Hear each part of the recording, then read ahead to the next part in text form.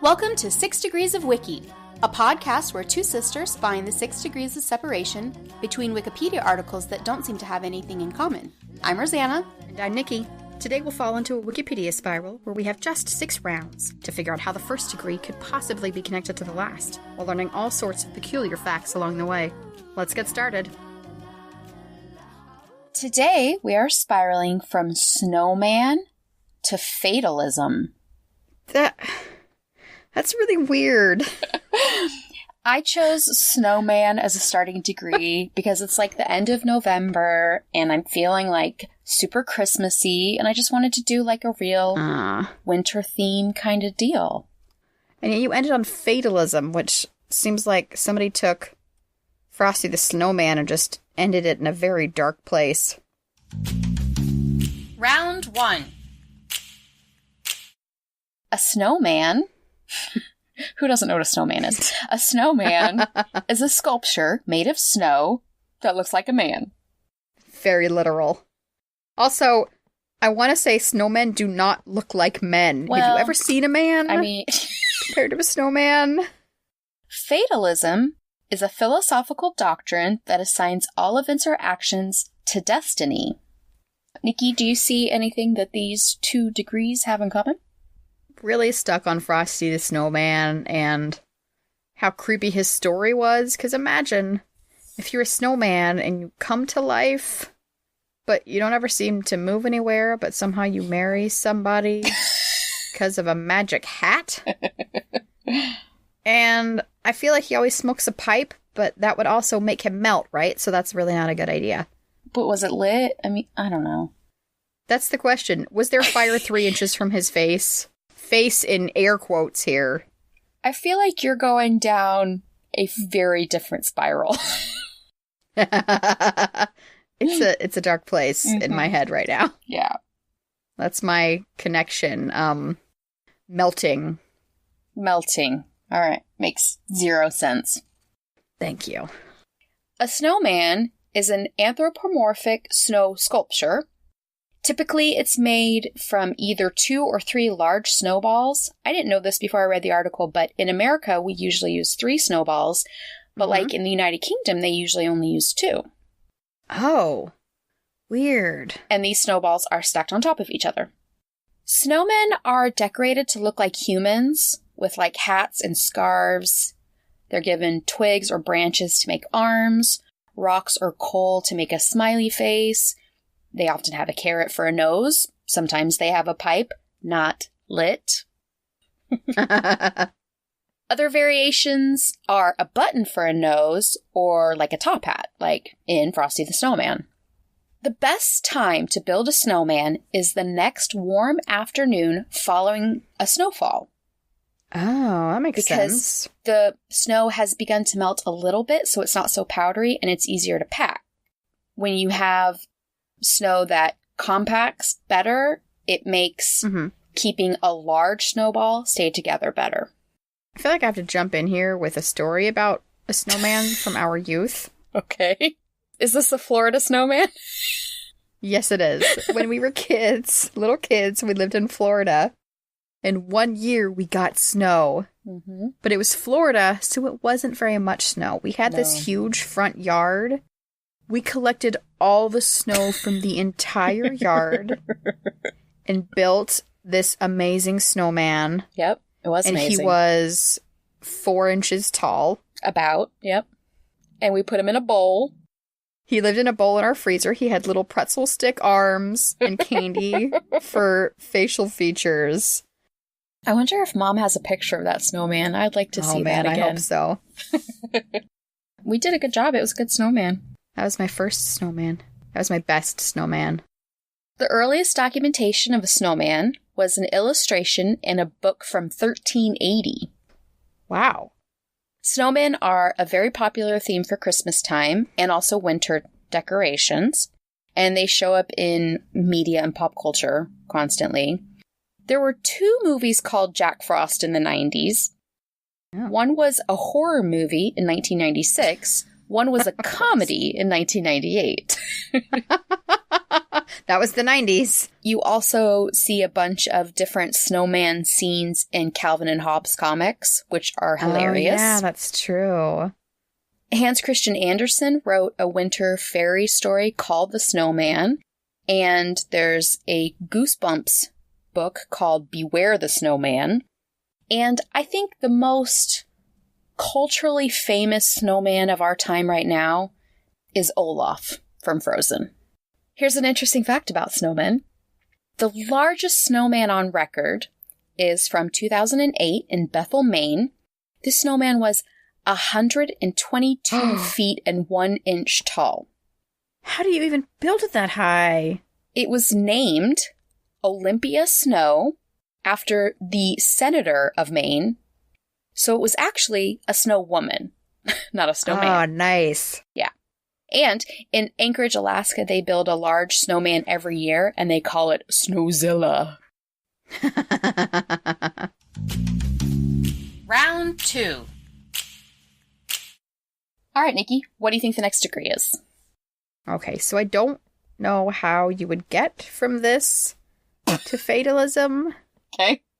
But you mentioned Calvin and Hobbes. I did. And I'm going to pick that just because I really like Calvin and Hobbes. And maybe Who there's doesn't? something there that can connect it. I don't know, but I want to find out. Okay. Your guess of Calvin and Hobbes is incorrect. Oh. The next degree is smiley face. What? Rosanna. That's ridiculous. I agree. It is ridiculous. So, the smiley, also called a happy face, it's a stylized representation of a smiling humanoid face and is part of pop culture worldwide. I mean, every culture has some kind of smiley face. Your description just made it sound creepy. It is creepy. Humanoid face. Humanoid face, yes. The classic idea of a yellow circle with 2 black dots and a black arc smile is based on the design by Harvey Ball, who was an American graphic artist, in 1963. It took him 10 minutes, and he was paid $45 by the insurance company he worked for. That's weird that no one had ever made that before. So the insurance company imprinted it on over 50 million buttons, and that design has been referenced in art and music and movies in the modern era, but the idea of a drawn smiley face has actually been around much longer. Okay, that makes a lot more sense. In 2017, an archaeological team pieced together a broken pot from 1700 BC in Turkey, Wow. and it had what appeared to be a smiley face painted on it. Aw. Danish poet Johannes V. Jensen included a happy face and a sad face in a letter he wrote in 1900. Aw, the first emojis. In the 1970s, Bernard and Murray Spain started using this smiley to sell novelty items with the phrase "have a happy day," which then mutated into "have a nice day," which is what everybody remembers. Yeah. In 1972, Franklin Lufrani legally trademarked the use of the smiley face and launched the Smiley Company. His son Nicholas disputed Harvey Ball's claim that he had created the first smiley face, and Nicholas used evidence of early cave paintings in France from 2500 BC that had smiley faces. Smart. Also terrible, but smart. The rights to the Smiley trademark in 100 countries is owned by the Smiley Company, and that is headed by Nicholas Lufrani. I'll tell you, he wasn't smiling, Mr. Ball. So this also led to litigation with Walmart because, they have a smiley face on their uniforms and advertisement. It lasted more than 7 years, like close to 10 years. Was this legal fight. Walmart stopped using it for a while even. Then in 2010, they finally settled. The terms of the settlement are confidential, but Walmart is using the smiley face again. So the happy face is associated with the psychedelic culture of the 70s, electronic dance music from the 80s and rave culture of the 90s. An interesting fact about the Smiley, the first known mention of it on the internet was September 19th, 1982. And that was reading the : close parentheses sideways. Oh, yeah. Emoticons. Round 3. Okay, Nikki. What do you think the next degree is from Smiley? I know what it is. Okay, let's hear it. I know it is Walmart. Because every time I go into Walmart, I feel like I might die. Which leads me to some fatalistic thoughts. That's valid. So, that is valid. Walmart is my choice. All right. Your guess of Walmart is incorrect. But it was a good reasoning. I liked your argument. Thank you. The next degree is Rave. Oh, that's way more fun. Much happier to go with Rave than Walmart.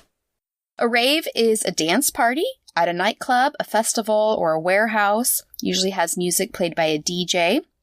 The music is often electronic dance music and has been played on vinyl or CDs or digital files.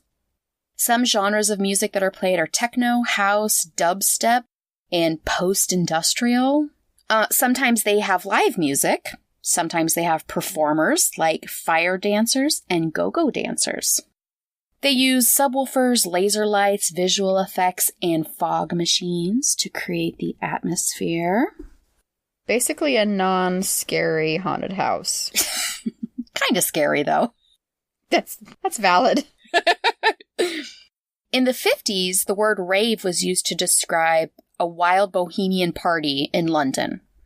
Then, in the 60s, it was used to describe just any wild party at all.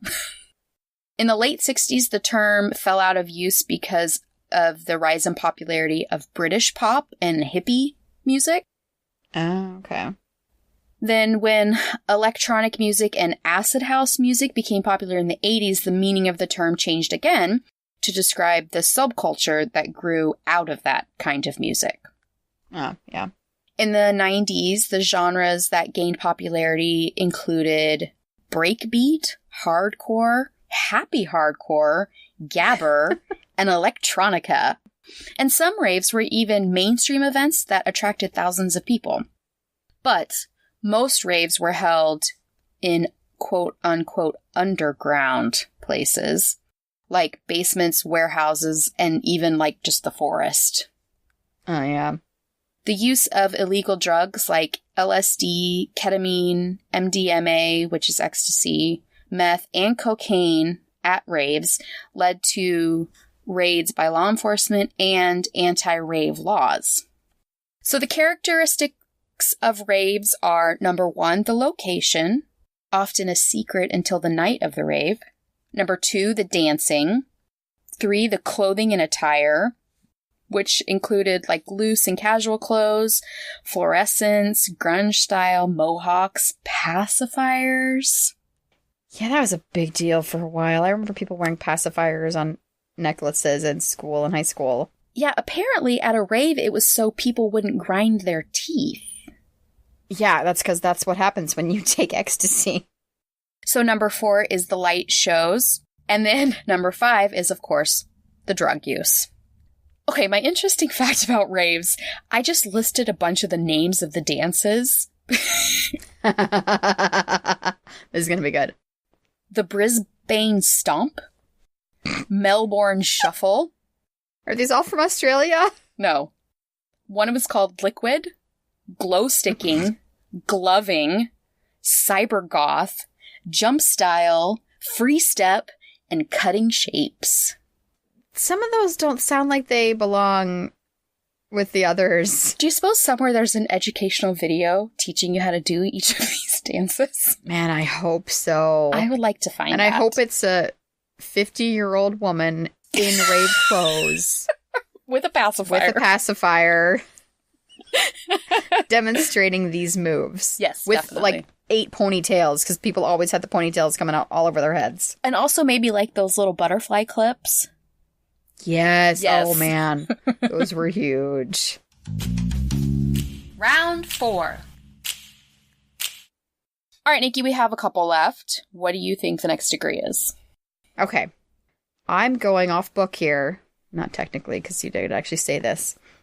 I decided to guess go-go dancers. Okay. Because, and this makes no sense logically, but because they're the furthest thing from fatalism I can think of. Ah. Because they're just so fun.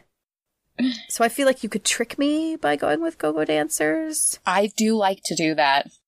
History of go-go dancers could be really interesting. I'm sure there's a whole section on their boots. Your guess of go-go dancers is correct. What? No, I'm just kidding. It's not. Oh, no! Oh. I was so excited, and then you broke my heart. I'm sorry. You're so mean. You're not sorry. You can't say you're sorry when you're still laughing. You're right. I'm not sorry. And you're going to be really depressed when you hear what it actually is. Oh, okay. The next degree is MDMA.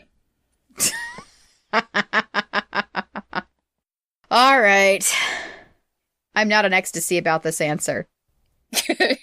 That's very good, Nikki. That's terrible. MDMA stands for methylene dioxymethamphetamine, also known as ecstasy, and it is a psychoactive drug that's used recreationally.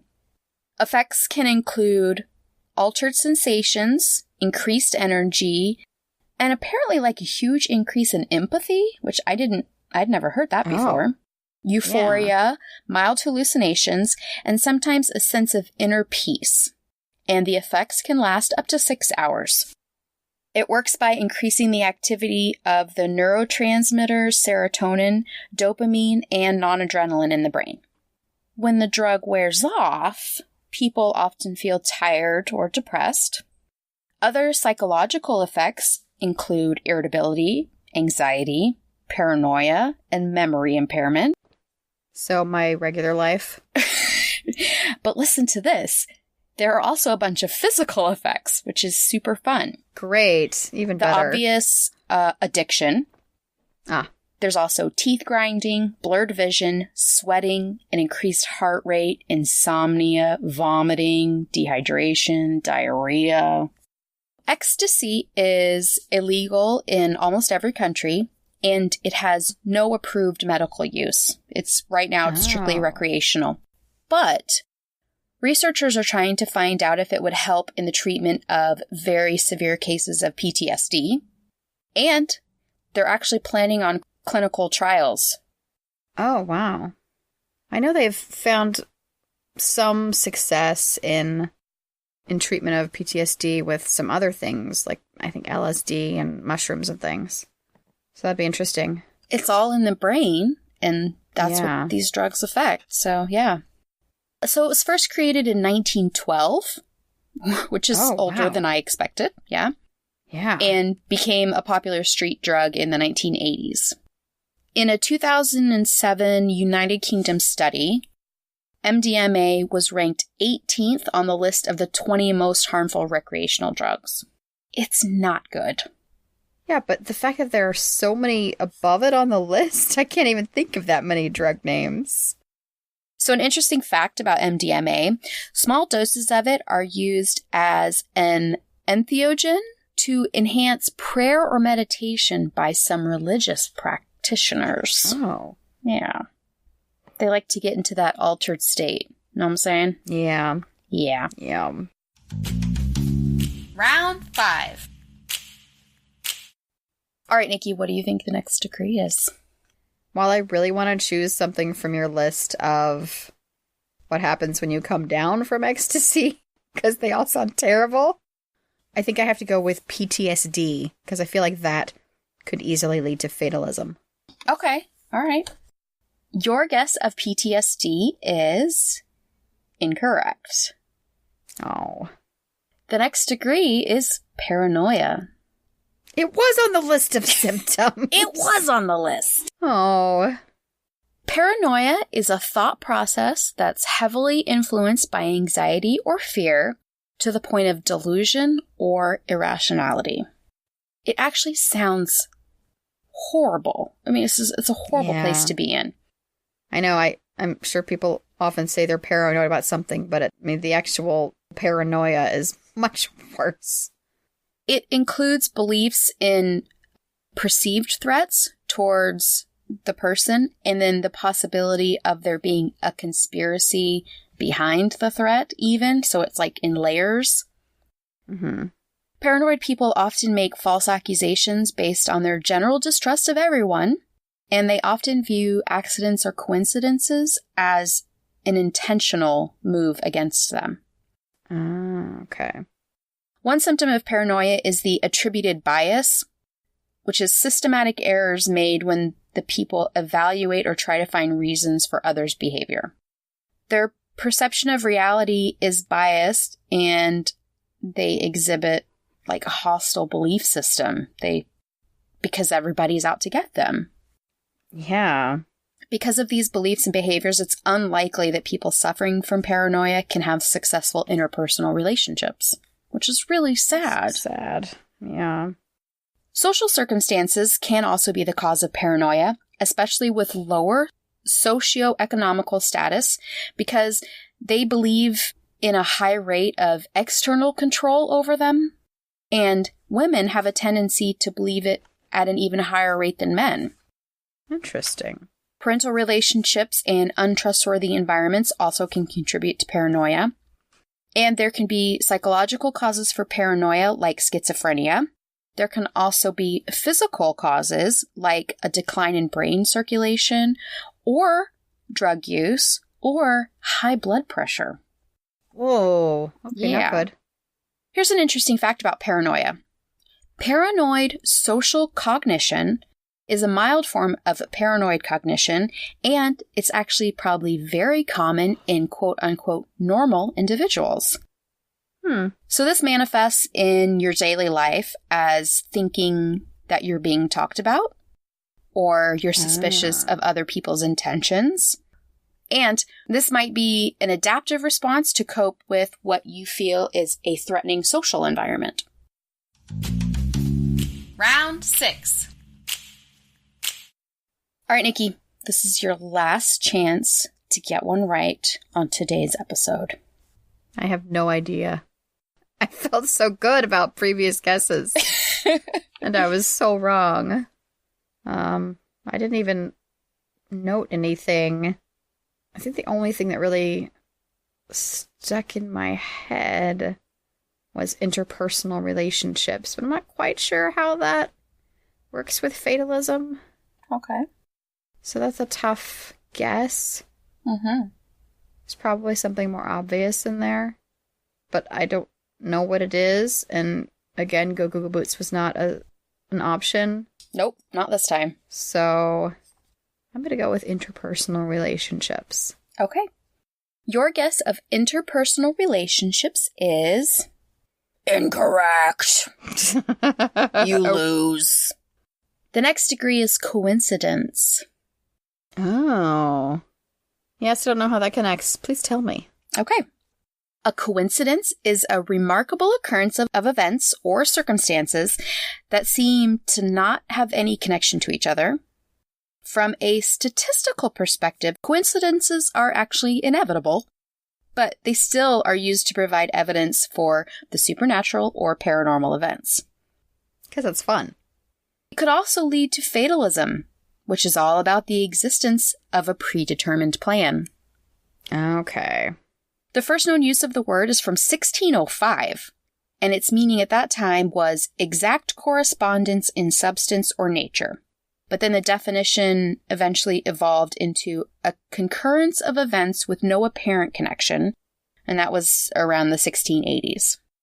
Carl Jung, the Swiss psychiatrist, developed the theory of synchronicity. It's a concept that says there are meaningful coincidences. So things may be connected casually, or they can be connected meaningfully. And he uses that as an argument for the existence of the paranormal. Ooh. Skeptics like George Charpak and Henry Broche argued that synchronicity is actually apophenia, which is the tendency to see connections between unrelated things. I really like that. I mean, that's basically the show. It's apophenia. Seemingly unrelated items, yes. Mm-hmm.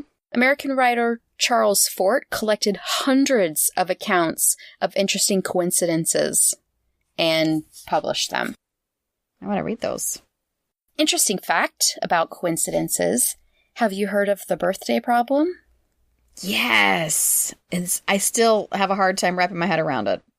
The probability of two people having the same birthday in a group of only 23 people exceeds 50%. Yeah, that's so hard to believe. There are way too many days in the year for that to be true. I know. It's crazy. It's so hard to believe. It's true every time. Isn't that crazy? Yeah. And that leads us to our final degree, fatalism. Fatalism is a philosophical doctrine that assigns all events and actions to destiny. The terms fatalism, determinism, and predeterminism are used interchangeably, but they stress different parts of the futility of free will or destiny. I see where I went wrong with my guesses here. Yeah. I kept thinking of fatalism as like fatal, like death. Death, yeah, exactly. Yes, and not destiny. And that's kind of what I thought it was before I got this far in researching it. So, determinists agree that human actions affect the future, but that the action of the human is determined by a causal chain of prior events. Oh. There's no submission to fate or destiny like there is in fatalism. Predeterminism believes that every single event or effect is caused by an uninterrupted chain of events that goes back to the origin of the universe. That sounds pretty serious. But fatalism implies the existence of someone or something that has set the predestination, usually an omniscient being or force. This being knows the succession of every event, and none of them can be altered. So basically, Bran from Game of Thrones after he becomes the Three-Eyed Raven? Actually, yes, there was a picture of Bran in this article. No, I'm just kidding. Was there? No. So, fatalism can refer to any of these ideas that I'm going to list.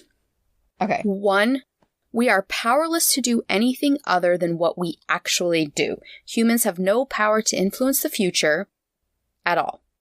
Sounds awfully self-defeating. Number 2, an attitude of resignation to events that are thought to be inevitable. Yeah, that makes sense. An acceptance of that is similar to defeatism. And then 3, the idea that no matter how much we struggle, the outcome is predetermined by fate and cannot be changed through rebellion or fight. Fate is dictated by the position of the planets, stars, moon, solar system, galaxy, and circumstances of our birth. So a lot of astrology in there, probably? I would think so, yes. Yeah. So my interesting fact about fatalism is something called the idol argument. This is an ancient argument that was argued even by Aristotle. It says, if something is fated, it's pointless or futile to make any effort. So an example is, you're very sick.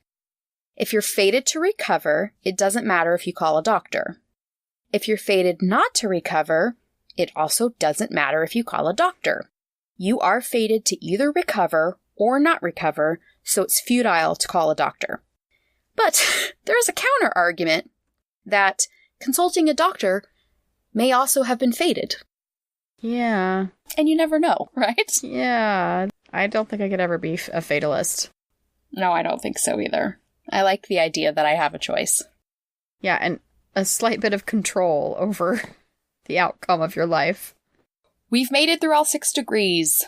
We went from Snowman to Smiley to Rave to MDMA to Paranoia to coincidence to fatalism. Nikki, what'd you think of the spiral? Even when you say them all in a row like that, they still seem so disconnected. Do they?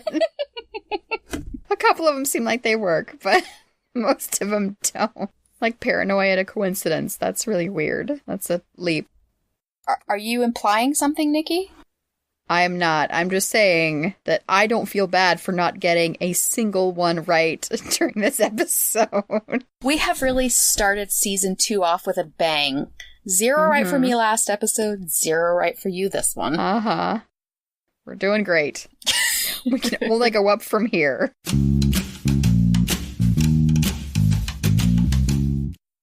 Now it's time for Whim of the Week. This week, our whim is going to be a couple of recommendations. One from me and one from Nikki. Nikki, do you want to go first? My recommendation is for a TV show that came out on Netflix called Bodyguard. Now, I will admit, when I first heard that Netflix made a show called Bodyguard, I thought it was some sort of reboot of the Whitney Houston, Kevin Costner movie, The Bodyguard. Yes, please. And I was kind of excited for a second. And then I saw the picture and I thought, I don't think that's what this is. And it's not. It's a show about a man played by Richard Madden, who was Robb Stark in Game of Thrones, and I think he was like Prince Charming and Cinderella or something. He becomes a bodyguard to the Home Secretary, who's a bigwig in the UK government. And she is trying to push through this very controversial bill, so she's a big target for assassination attempts. And he has to protect her. And I'm not going to tell you any more, even like the first 5 minutes of the first episode, because there's just so much happening and it's so complex and it's thrilling and the whole show was really intense. And it's really, really fun to watch. And I was on the edge of my seat. I was talking at the TV the whole time I was watching this. I was just like, you can't do that. That's not right. Just yelling at the TV. And I got very, very into it. I was very engaged in the show. You should definitely watch it, even if you don't think Richard Madden is beautiful, because it's really good. Rosanna, what's your recommendation? Listeners of the show may or may not know this. I don't know if I've mentioned it before, but I'm kind of a big fan of the Harry Potter series. Have I mentioned that before? I'm not sure. Yeah. So my recommendation is for a podcast called Binge Mode Harry Potter. This podcast is so good. They go through the books. They do a couple of chapters each episode. They talk about what happened in those chapters and how it relates to all the chapters before, all the chapters to come, and the wider Potter canon. They talk about Fantastic Beasts. Wow. They talk about everything on Pottermore. And it's like this really, really intense, full picture of the entire universe. And it's so interesting, and they're very funny. And if you like Harry Potter at all, if you're a fan at all, I'm sure that you will love this show. It's so much fun to listen to. You can tell that they're big Potterheads too. So I would definitely recommend listening to that. Unless you're a child. Very sorry to say. Binge Mode Harry Potter and also Binge Mode Game of Thrones contain a lot of adult content and a ton of spoilers. So be aware of those 2 warnings.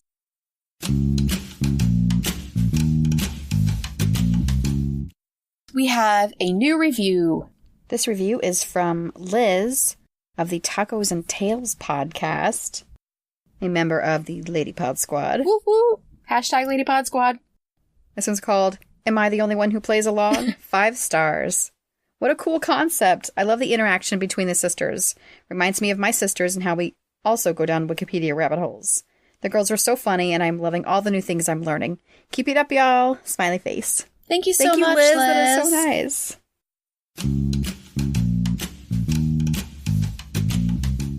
That's our episode. Tune in next time for another 6 Degrees of Wiki. Keep up with us at 6degreesofwiki.com and follow us on Twitter, Facebook, and Instagram to let us know what you think. Looking for early access to episodes and bonus content like bloopers? Go to patreon.com to become a 6 Degrees of Wiki patron and get discounts on merch or even help us choose degrees. Thanks for listening, and we'll see you next time.